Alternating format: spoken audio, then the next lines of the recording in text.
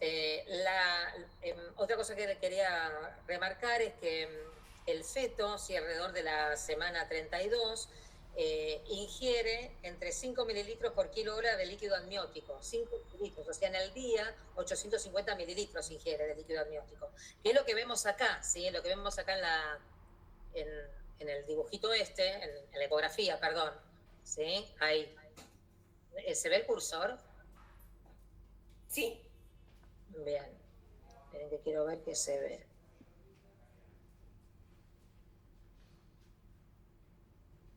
Porque yo no veo. Ahí está. Bien. Ahí está. Bien. Entonces vemos los movimientos de la boca, ¿sí? De la lengua. ¿Ven ahí la lengua cómo se va moviendo?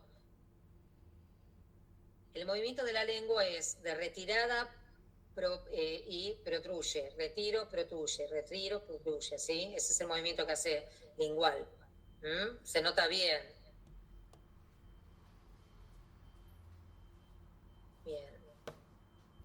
Y en alguna bibliografía he leído que ingieren al finalizar el embarazo, o sea, a las 40 semanas de edad gestacional pueden ingerir 5 litros de líquido amniótico. Averígüenlo porque yo lo encontré en un solo lugar y no sé si es tanto.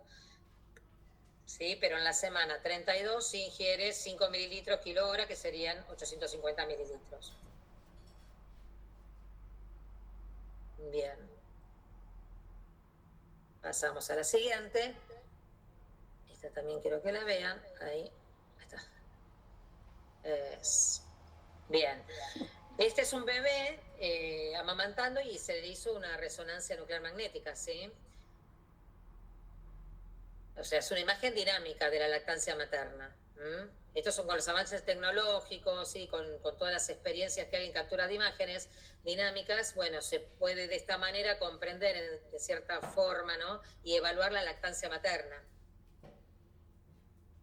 Quiero que vean, a ver si yo les muestro acá. Ven cómo va pasando la leche, que igual se nota cuando pasa por esófago y cuando entra al estómago, ¿sí? A la cavidad gástrica. No sé si lo notan bien. Y miren la frecuencia respiratoria. Ustedes, cuando ven a un niño para evaluar, van a ver que siempre respira. O sea, si bien la secuencia es succión, deglución, respiración, ustedes van a ver que está continuamente respirando. ¿Por qué? Porque el chico, el bebé, por más que succione, puede respirar mientras succiona, porque la laringe la tiene más elevada, ¿sí? Tiene mayor protección ahí de la vía aérea cuando succiona. Entonces, uno lo ve como que está succionando, respira, respira, respira, y uno ve que va succionando y respirando al mismo tiempo, ¿sí? ¿Llegan a ver esa imagen?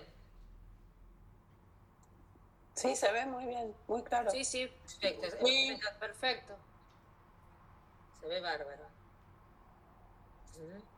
Y esta nutrición se efectúa porque es importante la coaptación también del bebé de los labios con la areola de la mamá, ¿sí? Tiene que tener los labios evertidos, los labios separados y bien cubriendo casi toda la areola de la madre, ¿sí?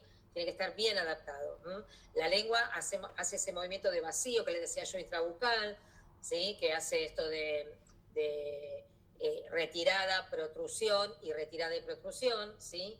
Es importante la actividad de los músculos suprayoideos, que le dan mucha estabilidad al piso de la boca y son los que llevan, estos suprayoideos son los que llevan la lengua contra el paladar hacia atrás para cerrar y formar un espacio vacío, sellado, ¿sí? Ahí tenés el miloioideo, vientre gástrico, el estiloglosos y todos esos son los que van a cerrar, ¿sí? El esfínter bucal posterior o esfínter verolingual. ¿Ah? Igual ahora vamos a ver otro videito que se va a entender bien. A continuación, después de hacer este movimiento, la lengua, ¿sí? Que forma como un canal en la parte media, lo que va a hacer es, como es el ápex lingual, va a tratar de hacer un movimiento de retirada hacia atrás para ir acompañado junto con la mandíbula, con el maxilar inferior, ¿sí? Con la mandíbula. Va acompañando la succión también la mandíbula. La mandíbula hace un movimiento antero-superior, póstero-inferior, antero-superior, póstero-inferior. Tiene que ir acompañado con la succión. Entonces, todo esto lo tenemos que evaluar mientras estamos evaluando la parte clínica del bebé. Acá con la resonancia se ve perfecto. cuando yo les muestre los videos se va a ver perfecto también, ¿sí? Pero a mí me interesa que lo vean también en la clínica, ¿sí? Uno ve cuando el chico incoordina, cuando no mueve el maxilar, o cuando tiene una mala oclusión, tiene una prognatia, una retrognatia. Entonces, eso también es importante, porque la retrognatia me va a reducir el espacio faringio, ¿sí? La prognatia me va a alterar también la posición de la lengua para llevar el alimento hacia atrás. Entonces, son todas cosas que tenemos que tener en cuenta cuando queremos evaluar la deglución en un niño. Bien. Y es importante también tener en cuenta que esta alimentación se va a regir por el reflejo de búsqueda, ¿sí? Y la succión. Esto es lo que le decía yo. El ritmo va a determinar, el ritmo de las succiones determina la succión, la deglución y la frecuencia respiratoria. Es 1, 1 y 1, en un segundo las tres funciones.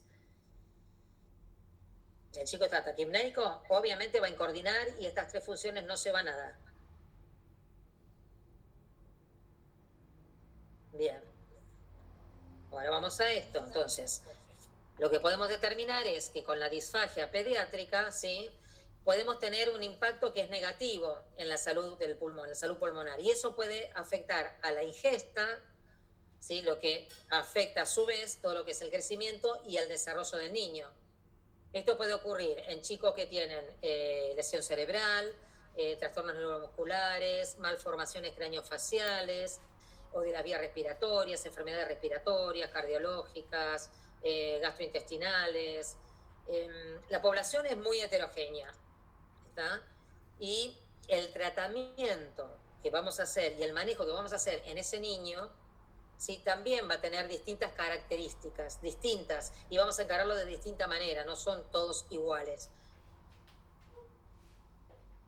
Bien. Ahora miren a esta nena. Esta nena es una nena que tiene hidrocefalia, le ponen siempre una gorrita, entonces no la ven, pero la cabeza es enorme, pesa más la cabeza que todo el cuerpo.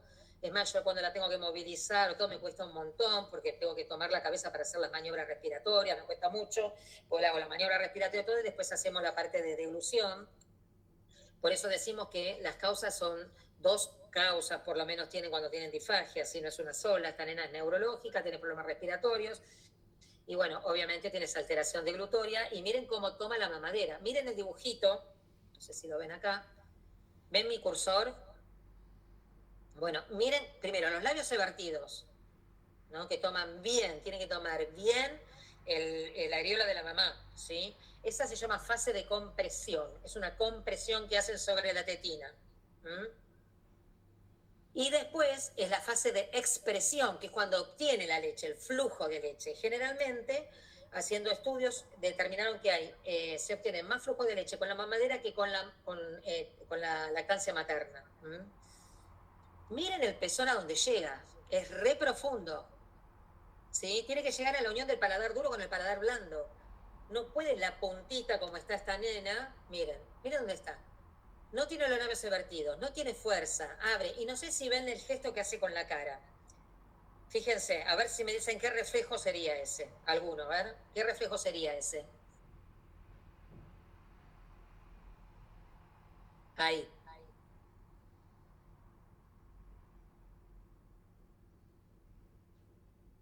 Lo va a repetir, ¿eh? Ahí, ¿qué es eso? ¿Hace un suspiro? No, es como una náusea, como que le da una arcada. Le da una arcada. O sea, está mal posicionada la mamadera, la bebé, por más que haga fuerza, no va a obtener la leche. Si no va a obtener la nena la leche de esa manera. Y tiene un reflejo nauseoso muy exacerbado, que eso cuando hacemos la estimulación también tenemos que cuidarnos de no descargar, por ejemplo, cuando hacemos la estimulación de la succión, no descargar el dedo sobre la lengua, ¿sí? Sobre el dorso lingual, porque exacerbamos más ese reflejo nauseoso, ¿sí? Entonces, está mal apoyada la mamadera, mal apoyada, no está metiendo bien adentro, hay que trabajar bien el orbicular de los labios. Esto es como le da el padre de comer, que no le tendría que dar de comer, porque nosotros lo que hacemos en el servicio es la deglución terapéutica, o sea, tratar de que lo haga en el momento que estamos evaluándolo y tratándolo, pero no en su domicilio. Bueno, los padres le dan de comer, siempre está con neumonía, bueno, esto es algo repetido que quizás ustedes lo ven en lo cotidiano, no quizás con chicos, pero con adultos también, que tienen el trastorno de glúteo, que no tienen que comer y la familia le da igual de comer. Entonces después vienen las intercurrencias respiratorias. Entonces, vemos que esta niña tiene una alteración ya importante en la etapa oral, no tiene un buen sellado labial, no tiene fuerza para obtener el alimento y crear esa presión negativa intrabucal, ¿sí? Así que tiene una alteración importante, y estas son las fases de la succión nutritiva o nutricia, que sería expresión-succión. Primero tendría que poner la fase de compresión, que es cuando agarrás el pezón y lo comprimís, que lo puede comprimir con los labios o también puede morder con las encías el pezón, ¿sí? Entonces, esa es la fase de compresión. Después viene, que es de 30 a 40 milímetros de mercurio, si mal no recuerdo. Bueno, la fase esa de compresión. Y después viene la fase de expresión-succión, que es cuando obtiene el flujo de leche, ¿sí? Que es una presión subatmosférica que se genera allí, ¿sí? Después está la deglución, se produce la apnea, ¿sí? Y después termina con una fase expiratoria. ¿Está? Esas son las secuencias de la succión nutricia. ¿Está? Bueno, dentro de la succión nutricia le quería nombrar también que hay patrones relacionados con la deglución y la respiración, ¿sí? Hay un patrón que se le dice tipo 1, que es cuando hace hace inspiración, deglute y expira. O expira, deglute e inspira. Eso generalmente se da en los recién nacidos a término, ¿sí? Después está el tipo 2, que puede hacer que inspira, deglute, inspira. O expira, deglute, expira. Después hay otro tipo, 3, que es otro tipo de patrón, que es apneas con degluciones múltiples, que esto se lo ve mucho en el uso de la mamadera. Estas son tipos de patrones de succión nutricia. Y después también tenemos la relación entre cada una de las fases. Hay distintas relaciones. Por ejemplo, puede ser que el niño haga una deglución por una succión por una deglución por una respiración, que eso se ve también en un recién nacido, o puede ser que haga 2 succiones, una deglución y una respiración, que eso se ve en los neonatos, ¿sí? Al mes de vida, ya durante el mes, o puede hacer 3 succiones, una deglución y una respiración, ¿sí? Que esto se ve generalmente en los lactantes, hasta los 2 años puede ser que aparezca. Esto no quiere decir que sea patológico, ¿sí? Son patrones, son distintos patrones. Ustedes van a ver que el chico se hace deglute, succiona, y después traga y hace la apnea y expira, ¿sí? ¿Se entiende? Son distintos patrones que relacionan a las 3 fases: succión, deglución, respiración. Bueno, sigamos. Y este dibujito de acá abajo, a ver si se ve ahí. Sí. Este es el movimiento que hace la mandíbula, ¿sí? Recuerden que la mandíbula va acompañando con la succión y hace un movimiento de elevación y hacia arriba, va hacia arriba y adelante, antero superior, póstero inferior, antero superior, póstero inferior. Entonces, a veces hay chicos con problemas neurológicos, con algún síndrome genético, que tiene alteraciones en la formación de su maxilar, que este tipo de movimientos no lo ejerce, ¿sí? Entonces tenemos que evaluarlo, tenemos que saber evaluarlo y cómo actuar. Bien, sigamos. Bien, esta es la mecánica de succión, ¿sí? Cómo se produce la succión. Dice, entre la mandíbula, la lengua y los maxilares, ¿sí? Maximizar el contacto. La lengua del bebé más grande comparada con el tamaño sí, normal. Las mejillas tienen grasa interna, ¿sí? Que son los carrillos, que ayudan a contener el alimento. ¿Sí? Evitan que se colapse en la mejilla cuando uno succiona. Se reduce el espacio que hay entre la boca para obtener la leche del pecho hacia la boca. La vía superior del recién nacido, por la que entra y sale el aire, también colabora en la lactancia. Es cortita, miren, esto está perfecto, yo ahora lo voy a ver si lo puedo parar, no sé si lo puedo parar así, a ver ahí. Ahí. Como un poquito para acá. Ahí, vamos un poquito más, ahí está. Bueno, miren esto. Vamos a hablar sobre las válvulas de la deglución, ¿sí? La primera válvula van a ser los labios, el esfínter labial. La segunda válvula va a ser la base de la lengua con el paladar blando, ahí. La tercera válvula va a ser el velo del paladar, o sea, ahí, la úvula contra la pared faríngea posterior. Esa va a ser la tercera válvula. La cuarta válvula va a ser el cierre del epiglotis. Acá está el epiglotis, va a bajar, va a proteger la glotis y va a cerrar el vestíbulo laringio. Esa es la cuarta. Y después está la quinta válvula, que sería a esta altura, que sería el esfínter esofágico superior o cricofaringio. Son 5 válvulas. Cada fase o cada etapa deglutoria está delimitada por cada una de estas válvulas, ¿sí? Entonces vamos a ver si avanzamos y lo voy frenando. O sea, acá hace la fase, espera, pues luego con la mano y es acá. Bueno, acá, ¿sí? Tenemos la fase de compresión. Comprimimos el pezón o la tetina de la mamadera. Se produce la fase de succión-expresión. Obtenemos la leche. Acá se produce acá en la fase de compresión es una presión positiva, dijimos. Y acá dentro de la boca, cuando se cierra el primer esfínter, que es el labial, y se cierra el esfínter bucal posterior o velolingual, se crea una presión subatmosférica y obtenemos la leche. Ahora, sigamos. ¿Aquí? Ahí. Miren cómo se cerró, ¿sí? El velo del paladar. ¿Para qué? Para proteger la cavidad nasal y que no haga un reflujo nasofaringio. Para esto me sirve el tercer esfínter. Velo palatino. Ok. Sigue pasando la leche. Mientras, chicos, esto dura un segundo, o sea que es todo rápido. Cada etapa dura menos de un segundo, ¿sí? La oral menos de un segundo, la faringe menos de un segundo y la esofágica, según el alimento que esté ingiriendo el bebé, entre 10 y 20 segundos, ¿sí? O sea que cada fase tiene su tiempo de tránsito, que hay que tenerlo en cuenta. Si yo tengo un paciente que tiene en la etapa oral, no sé, 3 minutos el alimento, obviamente que tiene una alteración en la etapa oral, o no podés tener tanto tiempo el alimento en la boca, ¿sí? Entonces, por eso es importante tener en cuenta los tiempos también. Bueno, sigamos. Ahí entonces se cerró y va bajando, esto le decía, en un segundo pasa todo esto.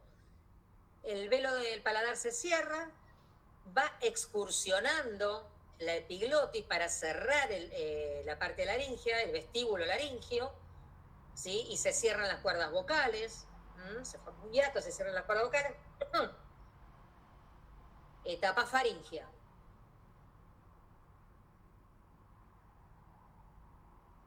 Bien, ahí ven cómo está mostrando la epiglotis que va bajando. Acá atrás está el esófago. Cierra la vía aérea, ¿sí? Para la parte de la vía aérea, ahí.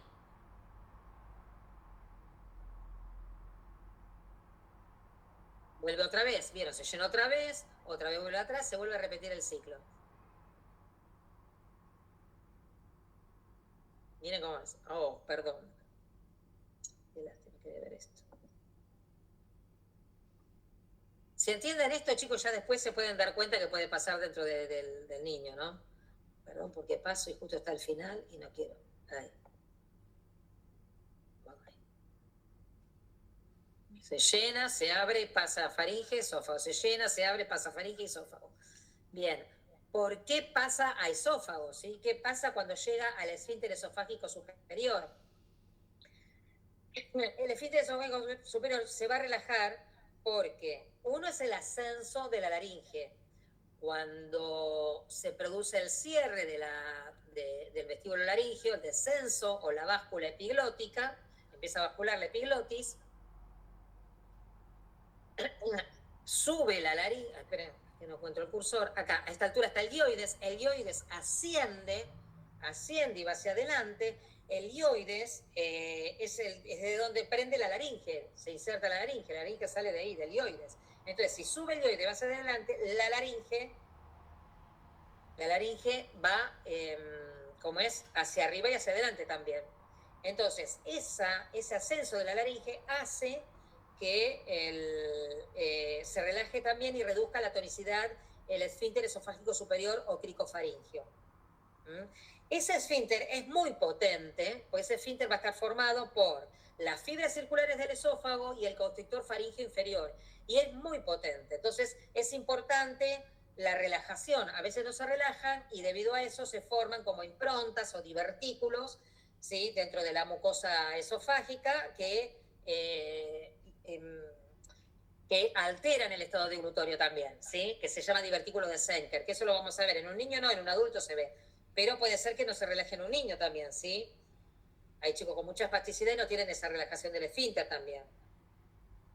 Bueno, sigamos.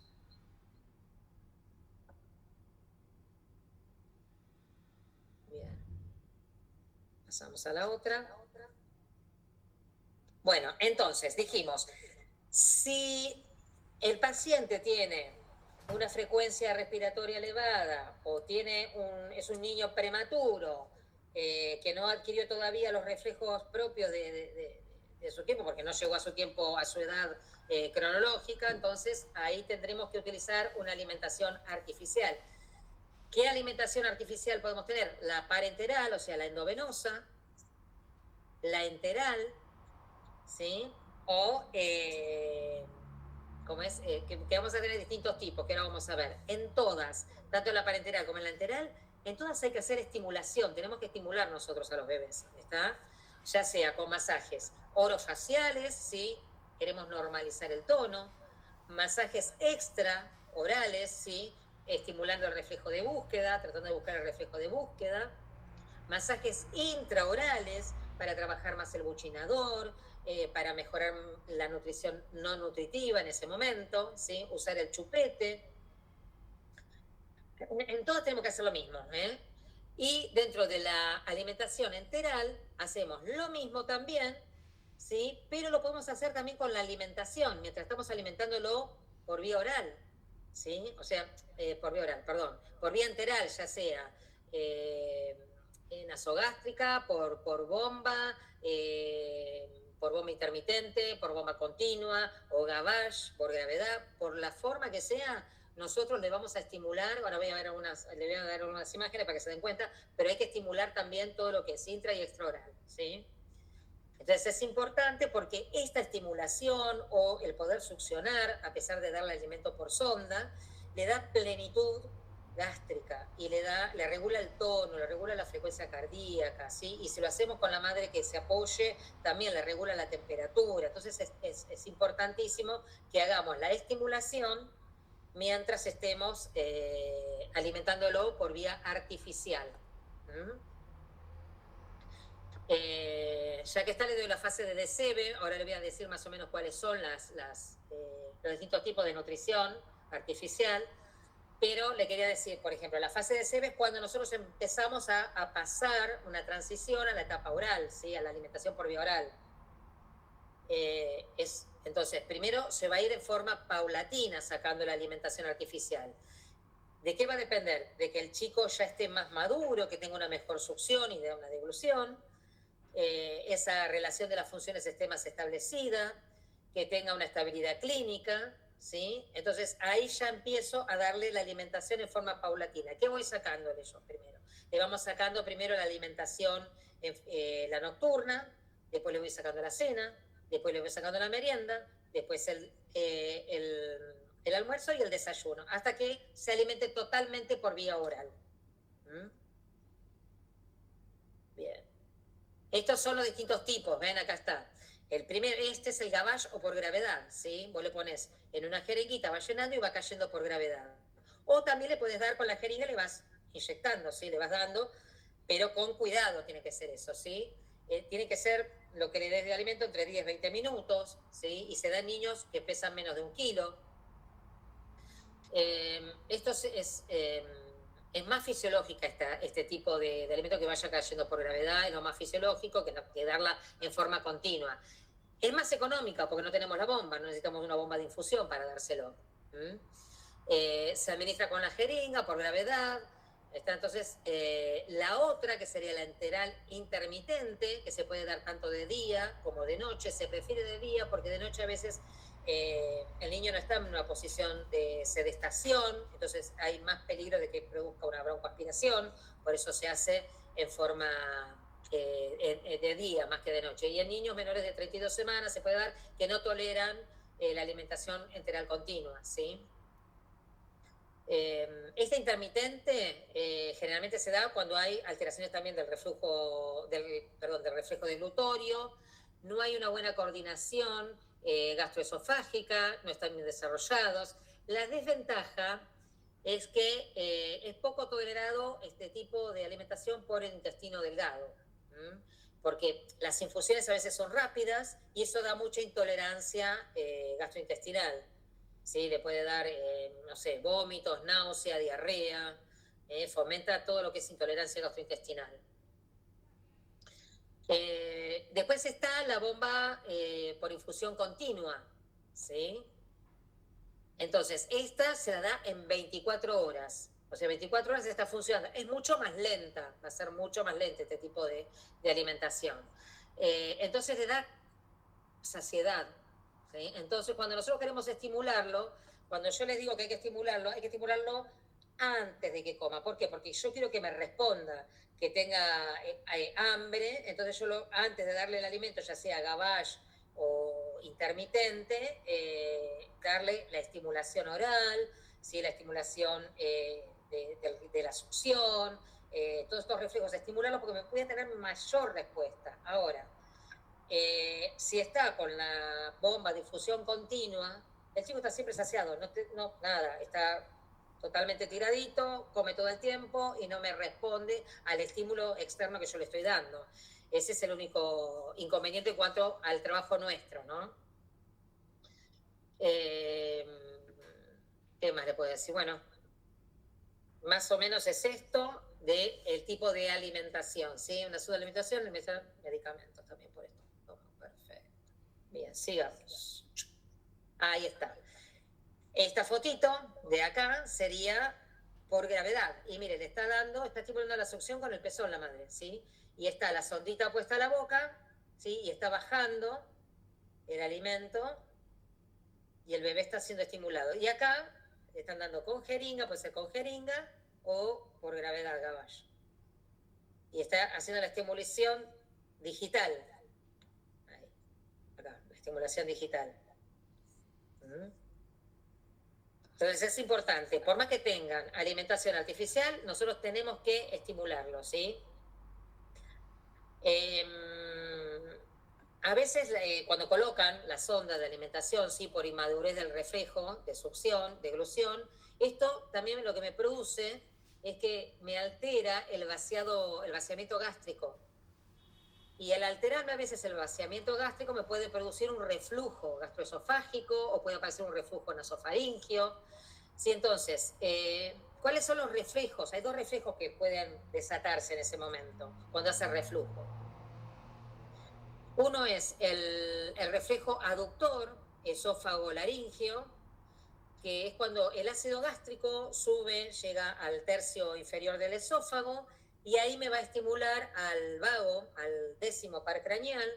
¿Sí? El nervio vago lo que hace es enviar señales neurovegetativas, ¿sí? Al sistema nervioso central, y esto que me va a producir un laringoespasmo. Si produce un laringoespasmo, me puede producir un broncoespasmo, un aumento de secreciones con edema de la submucosa, también a nivel de la laringe.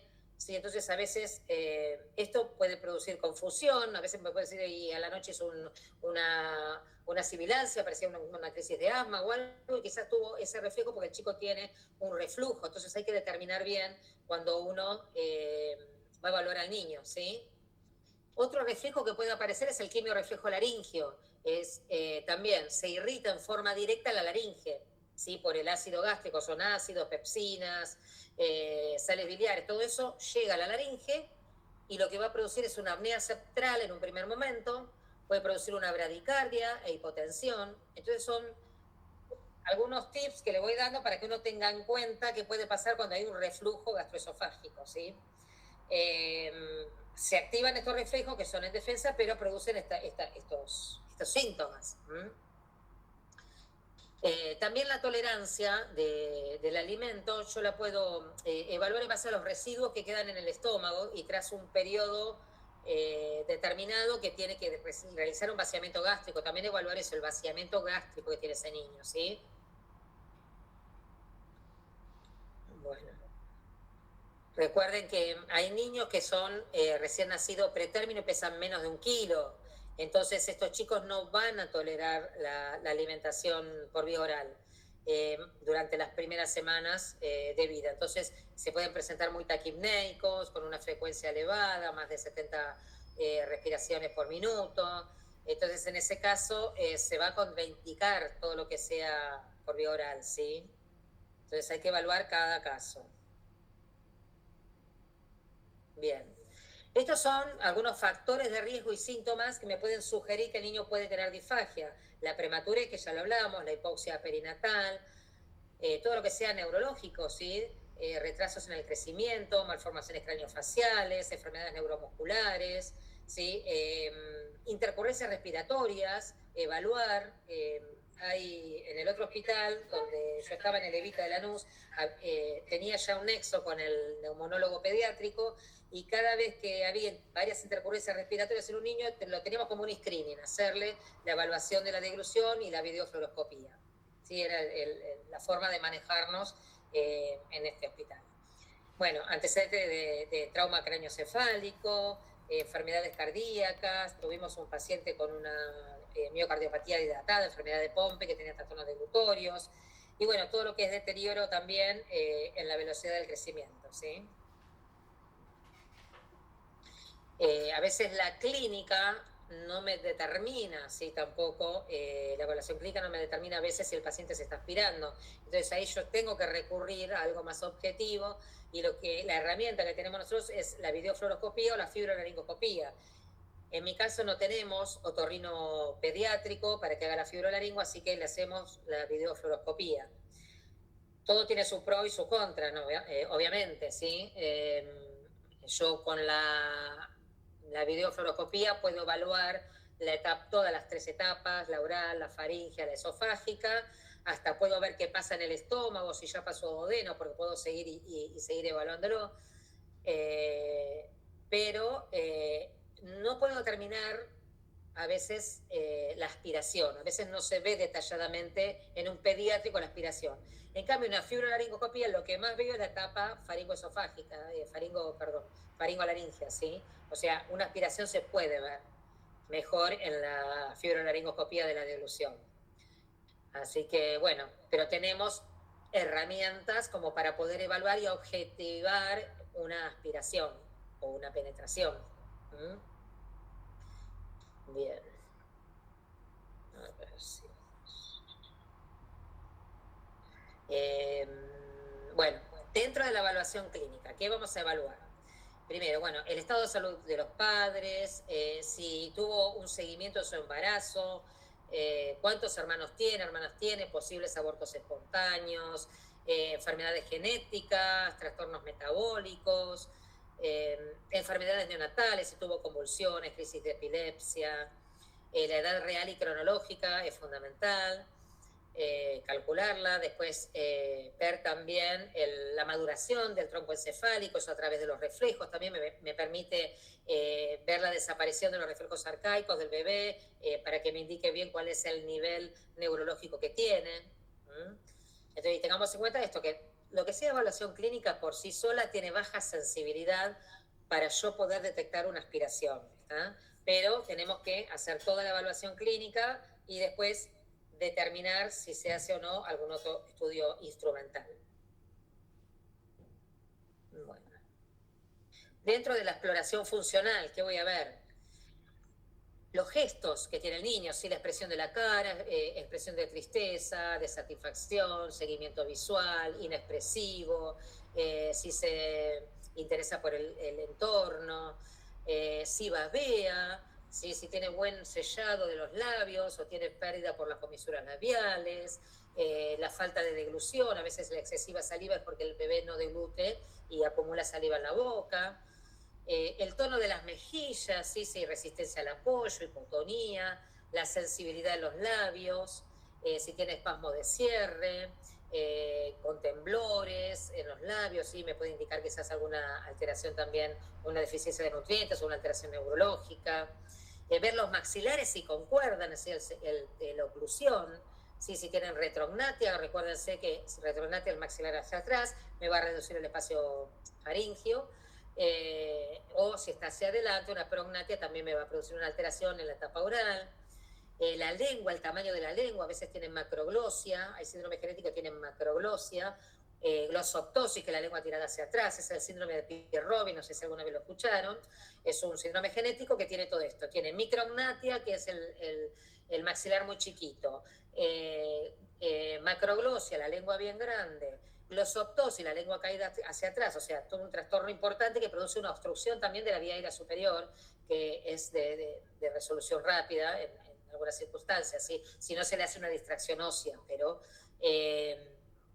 son patologías que tenemos que tener en cuenta y conocerlas, ¿no? Bueno, ¿qué más tenemos? La sensibilidad de la lengua, ¿sí? La reacción frente a estímulos táctiles, gustativos, la saliva, la cantidad de saliva, la consistencia de esa saliva, el tamaño de la úvula, si la úvula está centrada o está hipotrófica, hipertrófica, el arco velopalatino, el arco del paladar, ¿sí? El velo del paladar, si es simétrico, si hay uno más caído, si uno está más elevado, bueno, ver todo lo que puede ser alteraciones bilaterales también en ese caso, ¿no? Nutrición, ¿sí? Nutrición, succión, ver los labios cuando le estamos dando, a ver si los labios aprietan el pezón, si los maxilares quedan generalmente. En la succión queda una mínima apertura a nivel de las comisuras labiales, ¿sí? No se cierra totalmente. En la deglución sí tiene que estar bien cerrado, pero en la succión siempre queda una mínima apertura a la altura de las comisuras. Entonces, observar eso. Se ahueca la lengua tiene que formar como un canalcito. ¿Cuál es la fuerza de aspiración de la leche con la mamadera? ¿Cómo trabajan los buchinadores? Si son eficaces. Si coordina succión, deglución, respiración. O si la deglución es inmadura. La succión es normal o necesita más trabajo, si se cansa en forma prematura, a veces se cansan en forma prematura y ahí empiezan a incoordinar, entonces es un tema.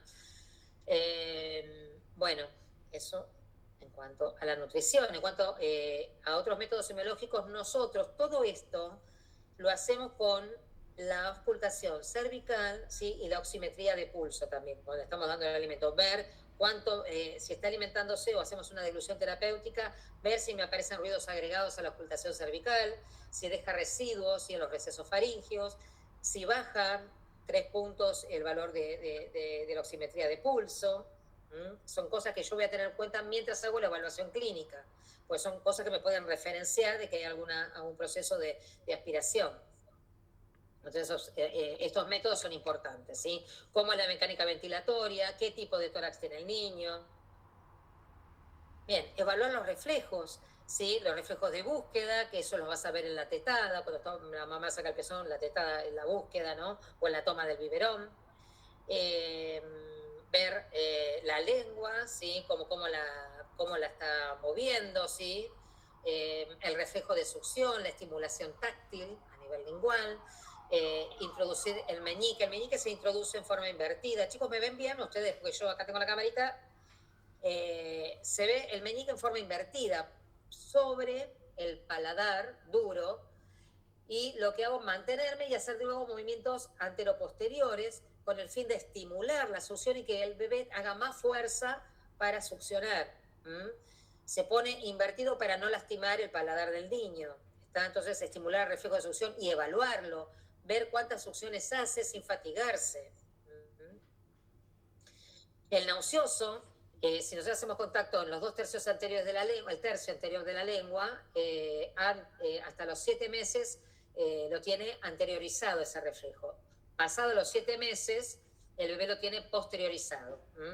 Ustedes ven cuando tienen ganas de vomitar que se ponen los dedos atrás, bien atrás. Bueno, ahí estamos estimulando el reflejo nauseoso y lo tenemos bien atrás nosotros. A partir de los 7 meses de vida ya se posterioriza. El tusígeno, bueno, que aparezca el reflejo tusígeno mientras estamos evaluando nosotros la deglución también es un tema, porque me está determinando que hay alguna alteración, sí, también. Entonces, puede ser que tengamos que estudiarlo más porque obviamente puede tener un reflujo o un proceso de aspiración, una falsa vía. Y externamente lo podemos estimular con una compresión a nivel del crico. Los chicos es más fácil, los adultos nos cuesta más, ¿no? Bien. Evaluar la masticación, ¿sí? Ver si muerde y afloja o si muerde y mantiene la mordida. Y es difícil relajarlo, entonces ahí tenemos maniobras como para bajar el maxilar, para poder relajarlo. Y lo que hay que hacer es inhibir ese reflejo, ¿sí? De mordida. ¿Cómo lo inhibimos? Haciendo pasos sobre, si el chico tiene diente, lo voy a hacer sobre los sulcus, que es el espacio que hay entre los alvéolos dentarios y la mejilla, ¿sí? Voy a pasar de atrás hacia adelante, dentro de la boca, varias veces repetidas de un lado y del otro. Si el bebé no tiene dientitos, lo hago sobre los alvéolos dentarios, ¿sí? Bien.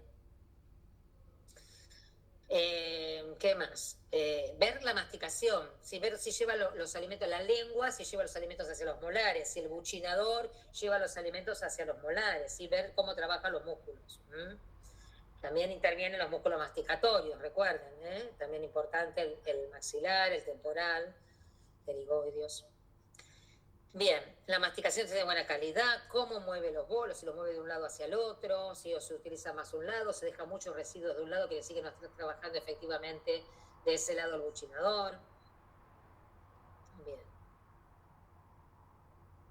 Y la deglución, los labios juntos, acuérdense, la contracción del suelo de la boca es importante porque el supraioideo es el que me da la estabilidad y me permite que la lengua vaya hacia atrás para llevar el alimento hacia atrás.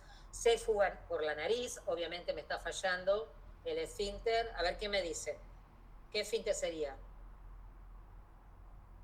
Si me pasa por la nariz el alimento. Hay 5 esfínteres. ¿Cuál sería el que falla? La tercer valva. El del velo de paladar. Bien, ¿quién lo dijo? Cintia y alguien más. No sé qué. Bueno, porque yo no lo veo bien, chicos. Bueno, entonces ver eso, sí, regurgitaciones. Una cosa es la regurgitación, que saque un poquito de leche, ¿sí? Y otra cosa es bocanadas de leche, ¿sí? Y otra cosa es que la saque después de un tiempo y cortada, o sea, ahí sí tiene un reflujo, ¿sí? Cuando es reciente y sale un poquito de leche, bueno, puede tener una regurgitación. Ahora, la enfermedad por reflujo gastroesofágico es cuando hace más de 10 en el día de esas regurgitaciones y bastante alimento, o puede sacar la leche cortada también, y me están diciendo que ya la tenía en el estómago, obviamente, ya está digerida y salió del estómago hacia el esfínter, por el esfínter esofágico inferior a el esófago, y ahí vomitó, ¿sí? Parte vomita, parte puede ir a la laringe, dijimos los dos reflejos que se pueden disparar. Bien. En un bebé de 27 semanas de vida, nació con 27 semanas, la presión del esfínter esofágico inferior es de 27 milímetros de mercurio. Nada. ¿Sí? No, perdón, de 5 milímetros de mercurio. 27 semanas, 5 milímetros. Y un chiquito que nace atérmico es de 40 semanas, la presión de ese esfínter es de 40 milímetros de mercurio. Miren la presión que tiene ese esfínter. O sea, un chico prematuro, pretérmino, ya tiene una alteración también, ya va a tener seguramente un reflujo, ¿sí? Porque tiene una incompetencia de ese esfínter velolingual. O sea, lo va a tener una alteración.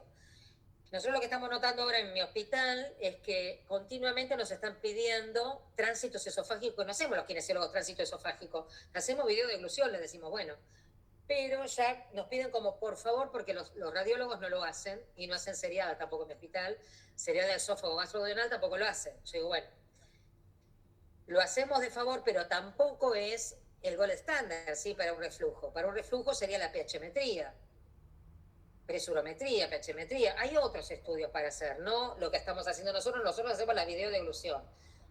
Obviamente cuando lo hacemos, el tránsito esofágico, son chicos también pretérmino con mucha debilidad de su esfínter y hacen el reflujo.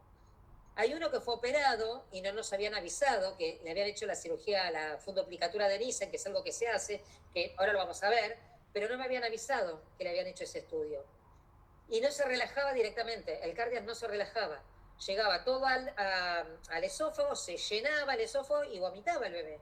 Y así estuvo un montón de tiempo, hasta que yo le hice la video, le hice una videofluoroscopía, y en la video vi cómo se llenaba, y pasaba en forma filiforme al estómago, muy poquito, pero se ve que le hicieron esta cirugía, o en la cirugía a veces tiene como contra que, como le hacen como una fundoplicatura, así como una fundita con el estómago alrededor del esófago, ¿sí? Le hacen como una vueltita alrededor del esófago. Algunos lo hacen de 180, otros de 360 grados, todo alrededor. La fundoplicatura de Nissen es de 360 grados, todo así, le hacen toda la vueltita y le fijan el cardias. Pero a veces esa fijación hace como una invaginación y a veces obstruye totalmente y no pasa el alimento. Bueno, yo no sé si fue eso lo que pasó en este niño, porque le hicieron esa cirugía. Yo pensé que era una calasia, llegó a ser una calasia esofágica, porque no se relajaba. Digo, es una calasia, es un aumento de la tonicidad del esfínter, es una alteración en la relajación del esfínter esofágico inferior. Digo, tiene una calasia esofágica, y después me entero que le hicieron, o sea, mal por parte de los pediatras que no me avisaron, le habían hecho esa fundoplicatura de Nissen, y bueno, entonces en ese momento sí, obviamente que me enojé, y les dije que, bueno, que revean, que lo lleven al hospital donde le hicieron la cirugía y que revean esta situación porque algo pasa con esa cirugía que le hicieron porque no le pasa el alimento, pobrecito. Bueno, sigamos, chicos. La próxima. Bueno, esta es la niña, acá, esta niña, ven que yo le digo la oximetría de pulso y auscultación cervical. Y ahí el papá le está dando un poquitito de yogur, pero esta es la deglución terapéutica. Lo que hacemos nosotros, lo hacemos primero todo lo que sea, las maniobras respiratorias, que son estas que estamos acá, ¿sí? Maniobras respiratorias, ahí, ¿sí? ¿Ven lo que yo le decía? Esta nena tiene un cráneo importantísimo porque tiene esa hidrocefalia, tiene una válvula de derivación peritoneal, pero bueno, quedó con esa forma la cabecita y es muy difícil poder maniobrarla para hacerle las maniobras y todo. Bueno. Entonces, método semiológico que hacemos cuando hacemos la devolución terapéutica, oximetría y auscultación cervical. Y el papá le va dando y vamos viendo si deja residuos en la etapa oral, cómo deglute, cómo coordina la respiración, todo. Acá estamos trabajando sobre los supraioideos, ¿sí?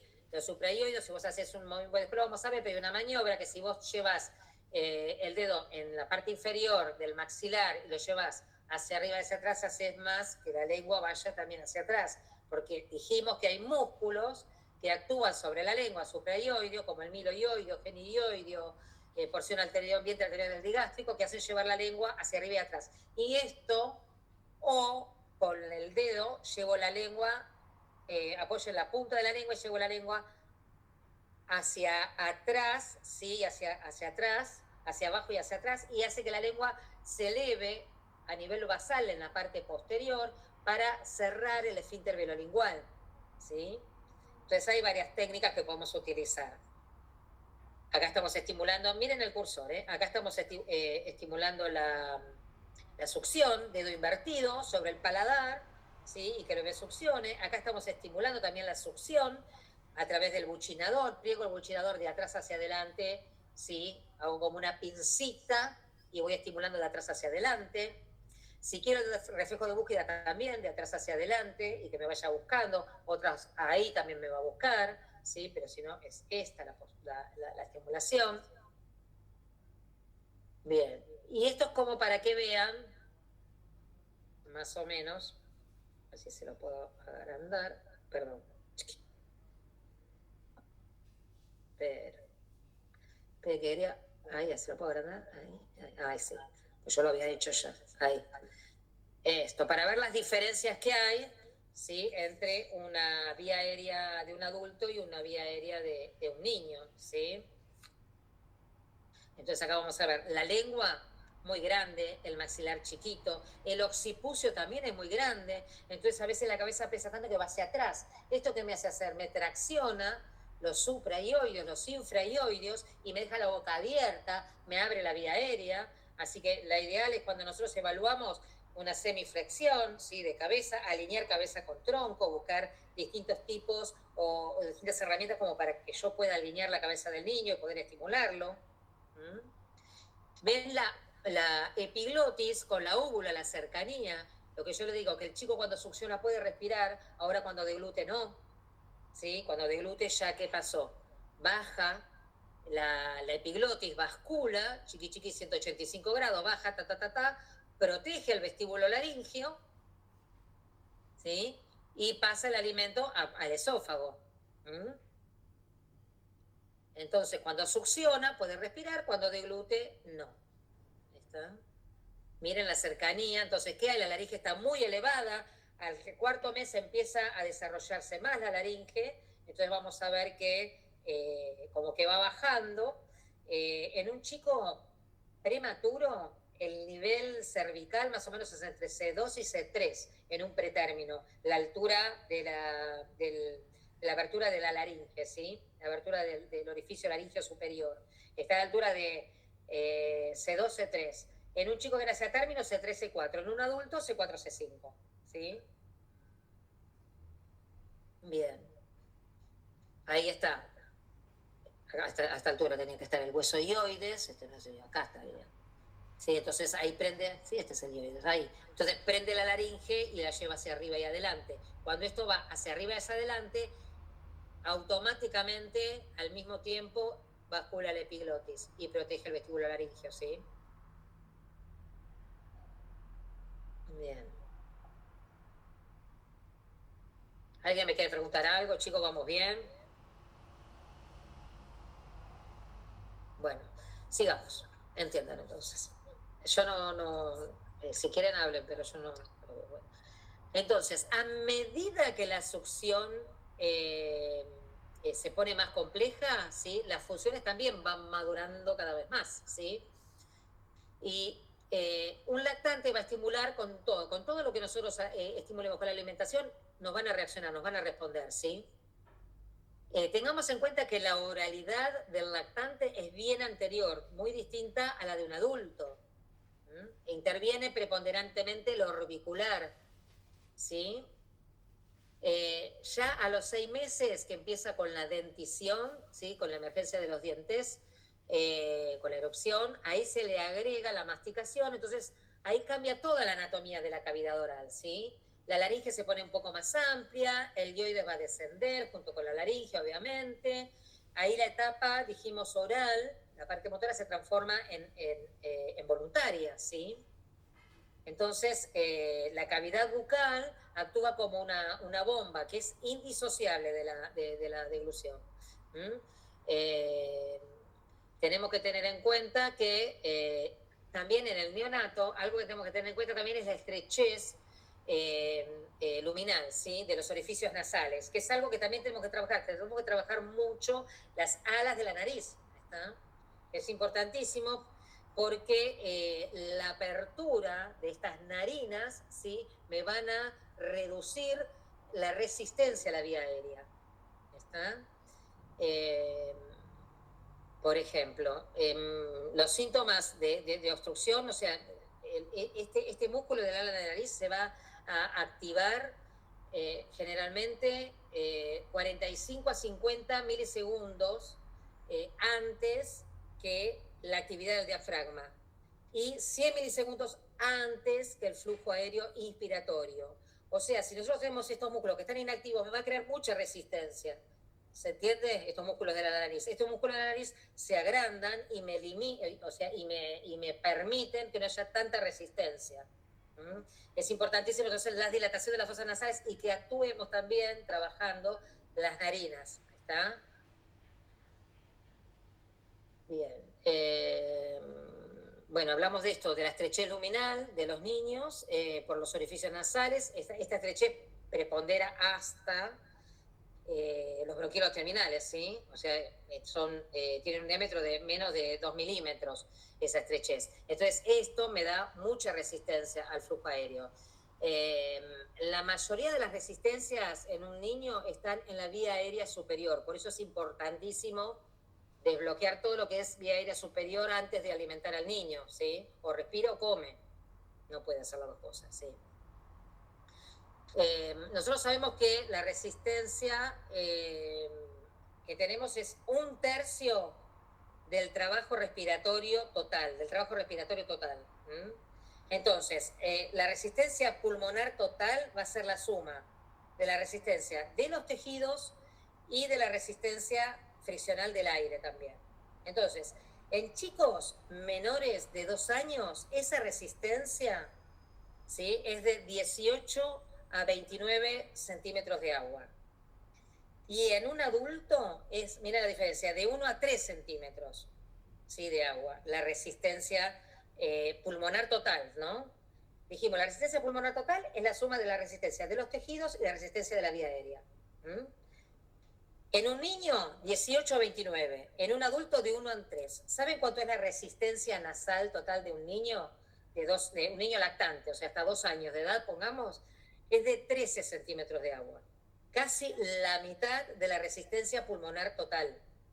¿Sí? Esto es para que entiendan lo importante que es tener en cuenta todo lo que es la vía aérea superior, desbloquear todo lo que es vía aérea superior.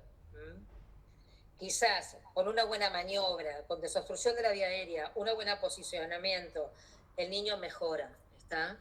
Entonces, no olvidemos, son pequeñas cosas que tenemos que evaluar nosotros, obviamente. Entonces, acuérdense que la actividad temprana, por ejemplo, de las fosas nasales mejora muchísimo la ventilación. Lo mismo, la postura del niño, mucha flexión o mucha extensión, lo que me hace es que cuando se produce la contracción del diafragma, es tan fuerte que me produce un colapso también a nivel de la vía aérea superior. Por eso es importante también posicionar al bebé, ¿sí? Ni mucha flexión ni mucha extensión. Aparte, acuérdense que estos de la extensión traccionan supraioideos, infraioideos, suben y me dejan una apertura, y dejan la apertura bucal, que tampoco está bueno, ¿sí? Entonces, y me dejan una desprotección de la vía aérea también. Bueno, esto es más o menos lo que quería darle de esta filmina. Sigamos.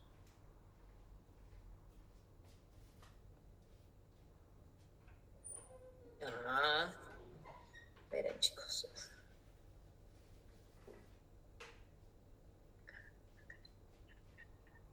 Ahí está, bien. Bueno, ahora tenemos, ¿qué pasa? ¿Qué técnicas de reeducación podemos utilizar? ¿Sí? Es importante utilizar todo lo que es, estimular todo lo que es problemas en la coordinación de succión, de deglución, respiración, evaluarlo, cómo es la succión, si es suficiente, si tiene fuerza, cómo se alimenta. En los prematuros va a ser todo desorganizado, la succión dijimos que va a ser muy débil, muy inefectiva. ¿Sí? Y si se suma a esto un trastorno cognitivo, va a ser mucho más difícil establecer pautas de alimentación en ese niño. Entonces, el reflejo de búsqueda a veces no está presente, al igual que el reflejo de succión. Entonces, es importante la reeducación y la estimulación, ya sea la estimulación digital, como dijimos anteriormente, con el dedo en la mejilla para el auricular, el de succión, ¿sí? El dedo siempre se desliza desde la mejilla, desde atrás hacia adelante, repetidas veces hasta que esto se va haciendo más automático. Tenemos que tratar de inducir el reflejo y favorecer todo lo que es el contacto del niño, ¿no? Y lo hacemos nosotros manualmente, pero también es importantísimo que el niño tome contacto, ¿sí? También con su propia mano. Poner la mano, que chupetee, que masajes él también entre sus labios, en la mejilla, también hacer este tipo de estimulación con su propia mano. Bien, sigamos. Bien, otras técnicas, bueno, ¿qué posición? ¿En qué posición tengo que poner yo al niño? ¿Sí? Todo depende del modo de alimentación que tenga el niño, ¿sí? Si por ejemplo, pecho, la posición canguro, ¿sí? Favorece el contacto con la madre, hijo, con el padre, hijo, ¿sí? La posición canguro es, el niño se mantiene, más si fue prematuro, entonces tiene que estar cómodo, tiene que poder regular esa temperatura en forma adecuada, entonces obviamente durante un tiempo no la va a poder regular, y el apoyar la madre o el padre pecho a pecho mientras lo está alimentando es una forma también de regular su temperatura, ¿sí? Después una regulación térmica. El niño inclinado en 60 grados con la cabeza en ligera flexión, ¿sí? Para proteger la vía aérea. Ponerlo de frente, lo podemos poner de frente o de perfil, sentado en una sillita o en un cochecito. La postura es una parte fundamental en la alimentación, ¿sí?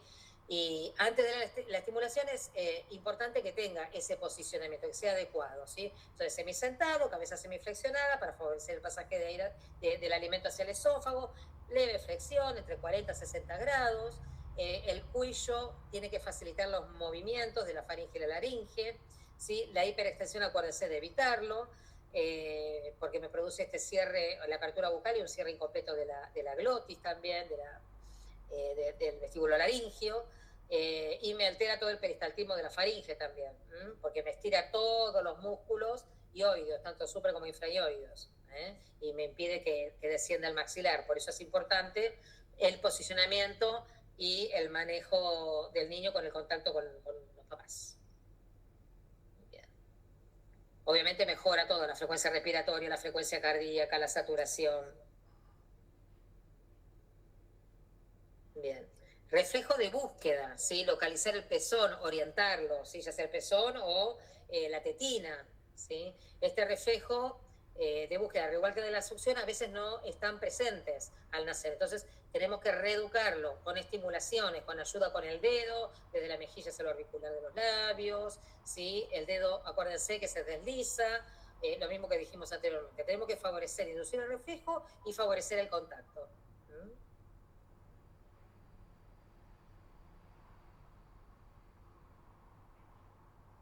De esto tengo videitos, si puedo a lo último se los paso. Yo hice un print de pantalla para mostrarlo y no detenernos tanto, pero tengo el videito.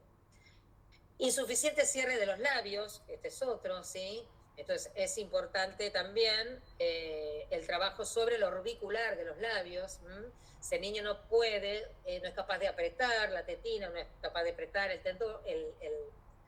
pezón, entonces hay que hacer estimulaciones ayudando con el dedo, intentando el cierre, que puede hacer lo mismo con la tetina, estimular con el dedo alrededor de la boca.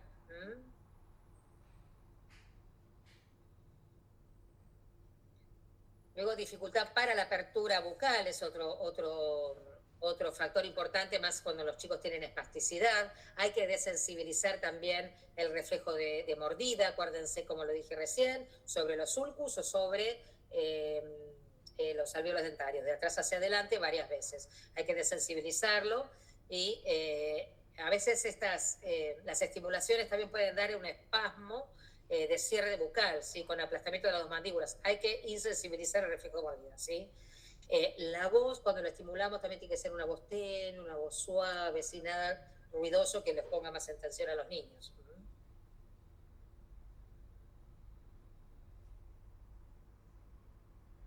Bien.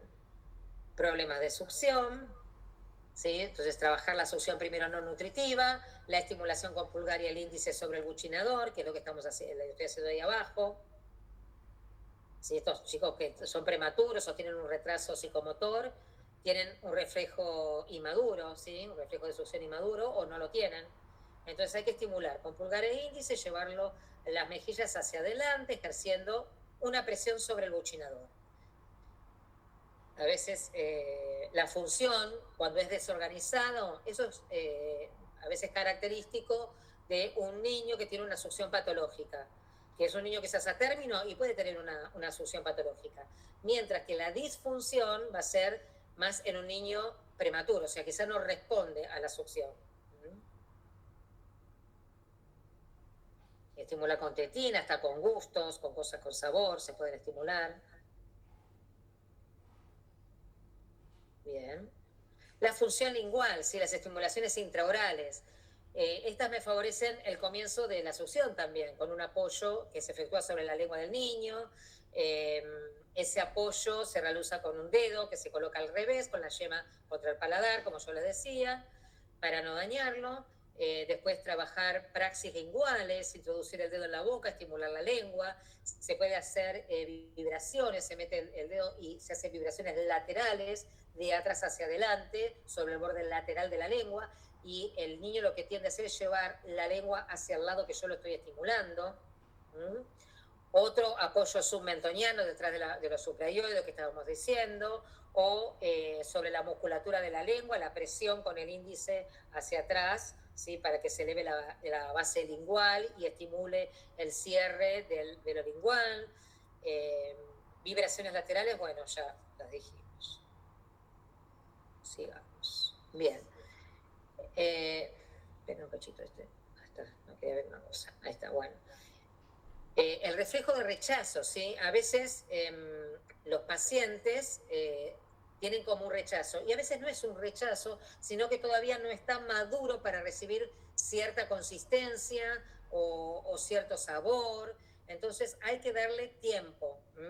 Este reflejo puede durar 3 meses. Yo puedo decir, uy, tiene negativismo a la ingesta, no me quiere comer. No, es un reflejo que el niño todavía no lo terminó de madurar, entonces todavía lo tiene presente y todo lo que le da lo va escupiendo. Entonces, lo que yo tengo que evaluar es negativismo o tiene un mal control de la lengua? Entonces tengo que observar, ¿ahueca la lengua cuando yo le doy el alimento? ¿Coordina, lleva el ápice lingual hacia atrás y traslada el alimento? En algún momento lo hace, ¿sí? Entonces, la idea es cuando tiene una incoordinación, a veces lingual, le tengo que poner algún alimento, pero se lo voy a poner más hacia atrás, más hacia la base, un pequeño alimento en la parte posterior, para que lo pueda trasladar sin dificultad, porque todavía no tiene una buena praxis lingual, ¿sí? Todavía no tiene la praxis establecida. Entonces, de a poquito voy poniendo el alimento de atrás y se lo voy poniendo cada vez más hacia adelante. Entonces, voy a evaluar esto de la función lingual, de a poquito, ver también la lengua, si tiene el frenillo implantado muy sobre la punta de la lengua, eso se llama anquiloglosia, y eso hace una limitación en la motilidad de la lengua, porque dijimos que el ápex lingual, que va a ir hacia atrás, va a ser como un barrido y me va a llevar el alimento hacia atrás. Si yo tengo al niño con una anquiloglosia, tengo la punta de la lengua y a veces veo que la lengua tiene como una forma de corazón, porque el frenillo está tan implantado en la punta. Yo tengo una fotito bueno, no le muestro toda la foto de los pacientes que tenemos, pero se observa perfectamente la forma de la puntita del frenillo que tracciona la mitad de la lengua y hace como un corazoncito de la lengua. Y no lo puede llevar para nada, no puede moverla, no puede llevar la lengua contra el paladar para ejercer esa expresión, succión que les decía anteriormente, para comprimir la tetina contra el paladar. Si el bebé tiene un paladar ojival, también vamos a tener el mismo problema, porque la lengua tiene que hacer demasiada fuerza para comprimir el pezón o la tetina contra el paladar. Entonces, también me va a limitar la obtención de la leche, porque o tiene el paladar ojival muy hendido, muy hundidito, ¿sí? O la lengua está anquilosada y tampoco puede subir. Entonces son cosas que yo tengo que ir evaluando. Por eso le digo que cada chico es diferente y hay que saber evaluarlo. Evaluar todo, obviamente, ¿no? Algo que dicen acá es pegar alimento en el paladar para que trate de llegar. Pero a ver, si el chico tiene una anquiloglosia, el que lo resuelve es el otorrino y se le hace la frenectomía, se saca ese frenillo. En mi hospital antes teníamos un otorrino y lo hacía dentro de la terapia intensiva, le hacía la frenectomía y bueno, ya después el chico no tenía dificultades, podía movilizar bien la lengua, podía succionar y alimentarse normalmente. Bien. Muy bien. Otro es, bueno, la coordinación succión-deglución, ¿sí? Que permite una alimentación normal. Succión correcta, con una cronología adecuada, la relación 1 en 1. ¿Sí? Se puede hacer estimulación con un bastoncito, con algún líquido o algún sabor que pueda estimular la succión y ahí evaluar la succión-deglución cómo la está haciendo. Si tiene reflejo nauseoso, acuérdense que me va a alterar esta relación succión-deglución, ¿sí? Entonces hay que desensibilizarlo, posteriorizarlo y volver a estimularlo nuevamente, ¿sí? La estimulación con líquido me permite también conseguir un trabajo mucho más activo, ¿sí? Si es algo con sabor de limón, me va a segregar mucha más saliva, entonces el chico va a tener más saliva para deglutir. con una gasita, con una gasita suavecita, ¿sí? Es algo pequeño y suavecito como para que el chico pueda también succionar y obtener ese alimento, ¿sí? Bien, coordinación, después pasamos, si está con una buena coordinación, succión, deglución, pasamos a la coordinación, succión, deglución, respiración. ¿Y qué vamos a evaluar? ¿Sí? Se hace series de succiones de 20 a 30 succiones relacionadas, cada una con deglución y con pausa y respiratoria. O sea, yo tengo que evaluar y contar. Yo lo que hago cuando, por ejemplo, le pongo un chupete, hacemos succión no nutritiva y voy ocultando, a ver cómo, cuando siento el clic, ¿sí? El clic que yo siento, ¿sí? Cuando yo evalúo a través de la ocultación, me voy acordando cosas, cuando yo evalúo con la ocultación cervical, lo que yo evalúo es previo al alimento, durante el alimento y después del alimento. Yo tengo que estar siempre con el esteto, ¿sí? Al lado del crico, ¿sí? Porque yo tengo que ver si tiene primero ruidos agregados antes de la comida, es que maneja mal su saliva, deja todos los recesos faringeos con saliva. Si traga, cuando el alimento lo tiene en la boca, enseguida traga, ¿sí? Es que me está cerrando bien. Ese trago es el cierre de la hipofaringe, ese clic que yo cierro. Cuando yo trago es el cierre de la hipofaringe, es decir, la epiglotis sobre el vestíbulo laríngeo, ¿sí? Una protección de la glótica. Eso me está determinando el clic que yo siento. Entonces, evalúo eso. Y después me quedo posterior, porque a pesar del trago, quizá aumentaron los residuos. O sea, la contracción de los músculos faríngeos no son eficientes, ¿sí? O sea, los constrictores faríngeos superior, medio, inferior no trabajan correctamente y me quedan residuos en los recesos faríngeos. Entonces, por eso yo cuando oculto tengo que ver antes, durante y después de la comida. Bueno,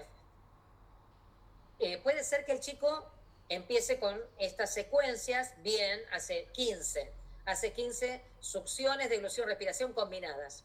Después se cansa y empieza a incoordinar. ¿Y cómo me doy cuenta? Porque succiona y después hace un disparo. O hace una pausa, hace apneas por degluciones múltiples. Entonces, bueno, sí, ahí está. Entonces, acá el límite de este chico es que haga 15 succiones, ¿sí? Y descanse, le retiro la mamadera. Espero que se relaje, que descanse, que baje su frecuencia respiratoria, que se recupere y vuelvo otra vez a darle la mamadera, ¿sí? Entonces, esa va a ser mi forma de estimular y de que la madre sepa cómo alimentarlo también. Por eso es importante la evaluación con la ocultación, ¿sí? Para yo escuchar, 1, 2, 3, voy viendo todos los tragos que va haciendo, ¿sí? Veo todos los tragos, bueno, perfecto. Ahí ya, en 15, incoordinó, bueno, listo, retiramos biberón y esperamos. Bueno, entonces, nunca pasar, no intentar la coordinación de las 3 funciones hasta que la succión y deglución estén sincronizadas, ¿sí? Esto es paulatino, de a poco. Bien. Trastornos en la masticación, esto es otra cosa que tenemos que también tener en cuenta, ¿sí? A veces los niños con retraso psicomotor, ¿sí? Es difícil que puedan pasar de la succión a la masticación. Entonces hay que descomponer el mecanismo. Por una parte, los movimientos verticales, ¿sí? Para cortar el alimento y aplastarlo.